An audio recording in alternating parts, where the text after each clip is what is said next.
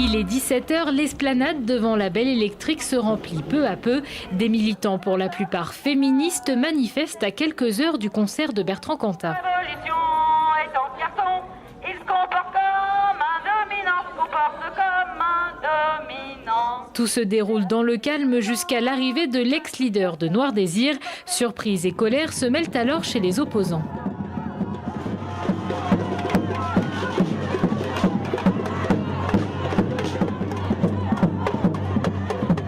On a chanté tout à l'heure que son mépris n'avait pas de limite, et ben voilà, on en a la confirmation. On a eu la confirmation en live, en fait, son mépris n'a pas de limite et il vient jusqu'à nous toucher et tenter de nous embrasser là devant tout le monde. Pris à partie, le chanteur s'éclipse au bout de 10 minutes. Les féministes, elles et eux, choisissent de monter un comité d'accueil électrique pour les fans. Les échanges sont tendus.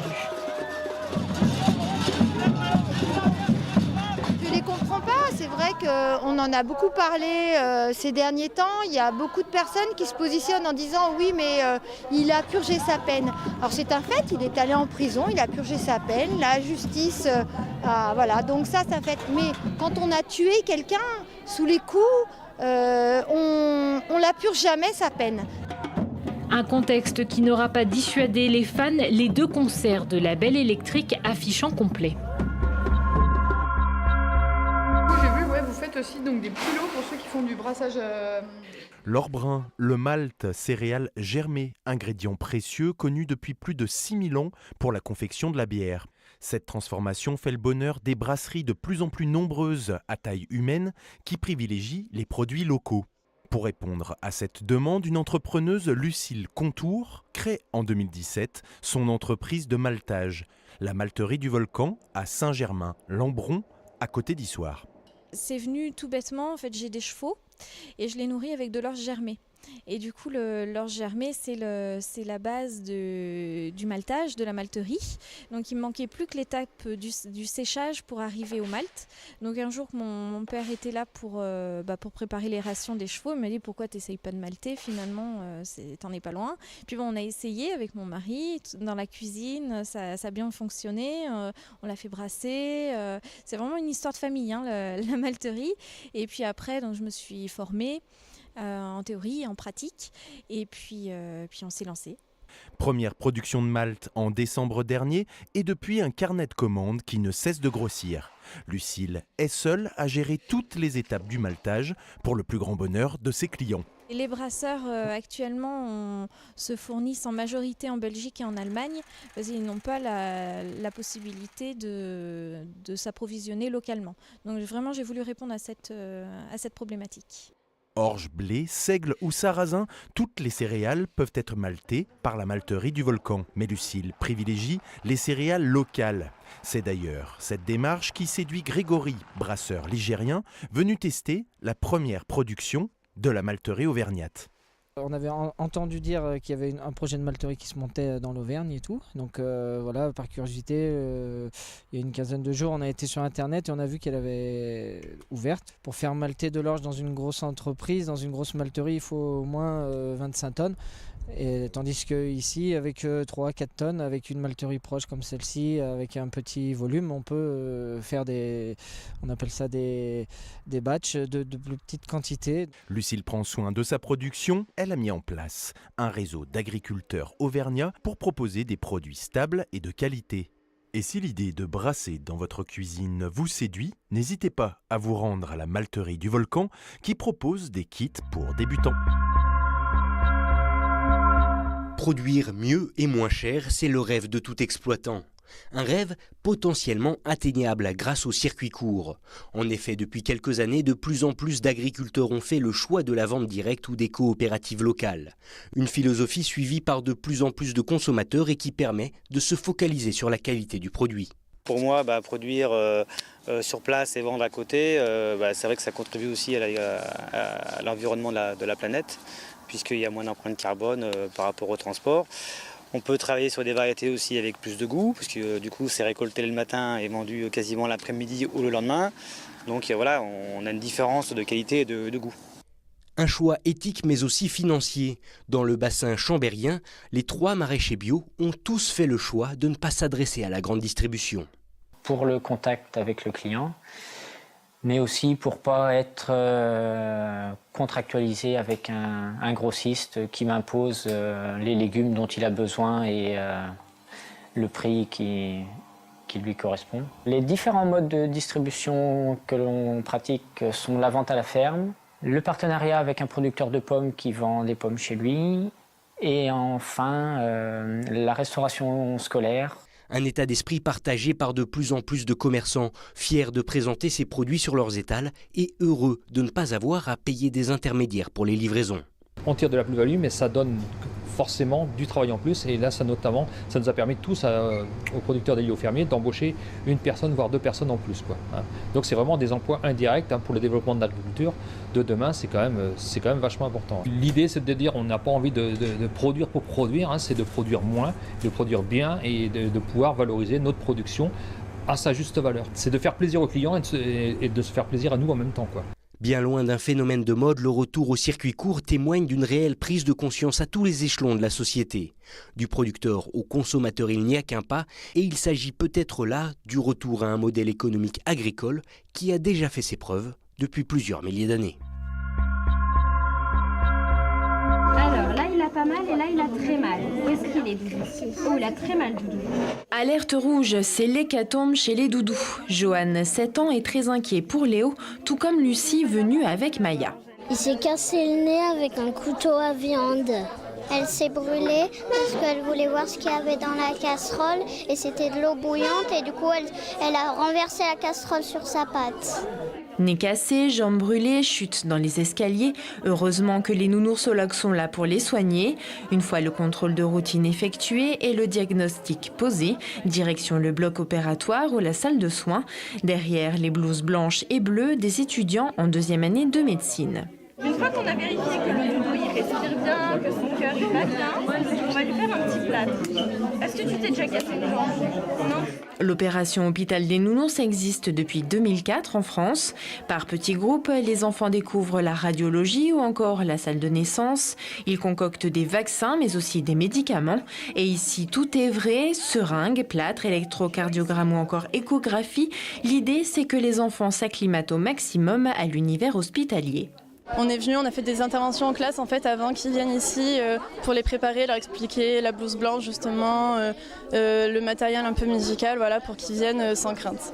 Ces consultations pour de faux sont aussi l'occasion pour les professeurs des écoles de faire de la prévention et d'aborder le programme de sciences de manière très ludique.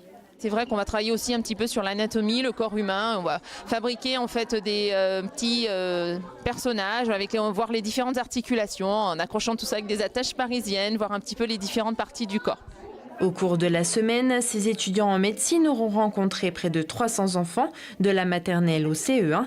Ils auront ausculté, opéré et bichonné tout autant de nounours. Une opération réussie qui s'est terminée en apothéose avec la découverte d'une ambulance et d'un hélicoptère du SAMU.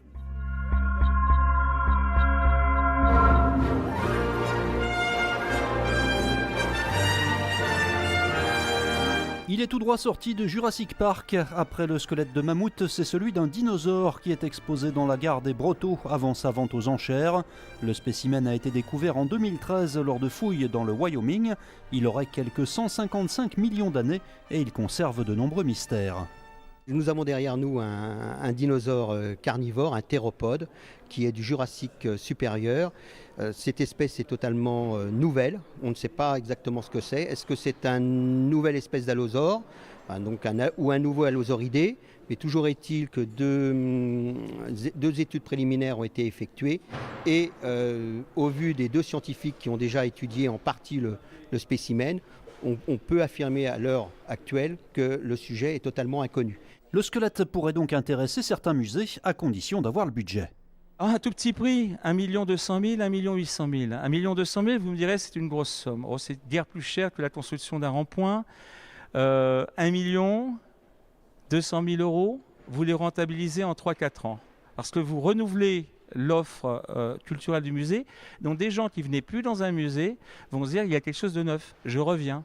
C'est un investissement et l'entrée du public, c'est le retour sur investissement. Ce dinosaure inconnu de 9 mètres de long est donc exposé à l'Hôtel des Ventes des Brotteaux jusqu'au 28 mai. Il sera ensuite présenté à Paris au premier étage de la Tour Eiffel avant la vente aux enchères prévue le 4 juin prochain.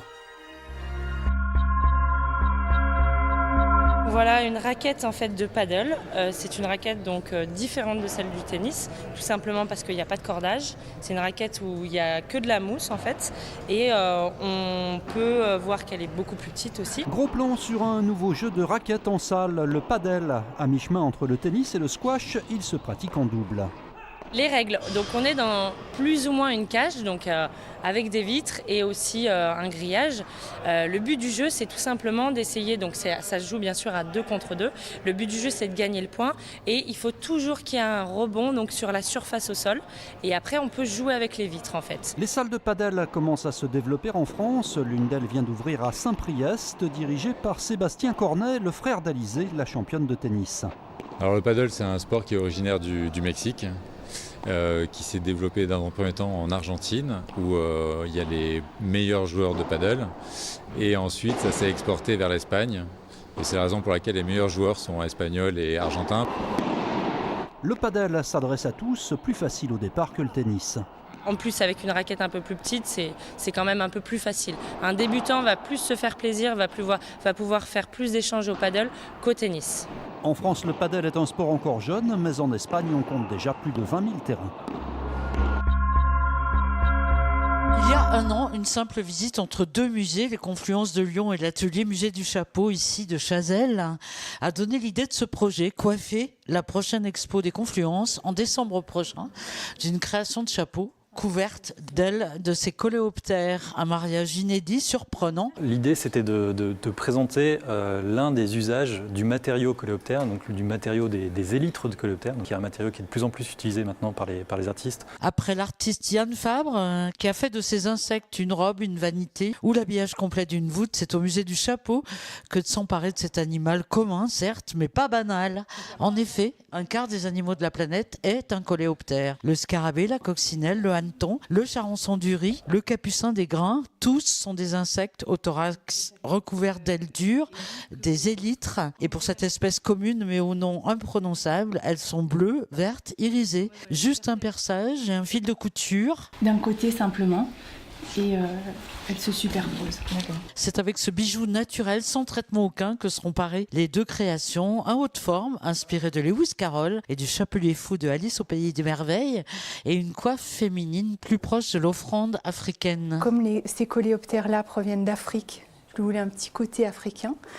Et en même temps, la coiffe, je voulais vraiment qu'elle vienne rappeler l'idée de carapace. Et je voulais cette idée parce que ça me faisait vraiment penser aux entomologistes. Qui épinglent les insectes dans les collections. Et c'est cette synthèse que réussit parfaitement Isabelle Grange, la créatrice attitrée du musée du Chapeau. On lui avait donné l'idée tout départ du chapeau haute forme. On lui a dit, voilà, on était parti sur l'idée du chapelier fou, qui est le classique quand on pense à un chapeau. Chapelier fou avec un haut de forme, avec des élytres de coléoptères, ça allait être très esthétique. Elle allait encore plus loin. Elle est partie sur un chapeau, entre guillemets, pas bipolaire, mais avec 2 personnalités, une ajourée et une fermée. Reprenant ces codes-là, on a après sur la partie chapeau féminin, c'est une création de toute pièce. Elle s'est inspirée d'un insecte qui était présent dans nos collections et qui était exposé au musée pour présenter un chapeau qui étonne, qui surprend, qui crée de l'émotion et qui soit très spectaculaire et très esthétique. Donc ça fait penser en quelque sorte à une assiette, mais aussi à une coupelle pour une offrande, parce que dans certains pays, les coléoptères sont sacrés. Chez les Égyptiens anciens, le scarabée coléoptère est symbole de passeur de la vie à la mort. Il fait référence à la résurrection chez les chrétiens, un symbole de croyance donc, qui aussi fascine les scientifiques, qui forcément alimentent ce projet. Des chapeaux que vous pourrez découvrir seulement en décembre prochain à Lyon, au musée des Confluences, qui prépare une exposition entre art, science, connaissance sur ces petits insectes, les géants de la planète animale.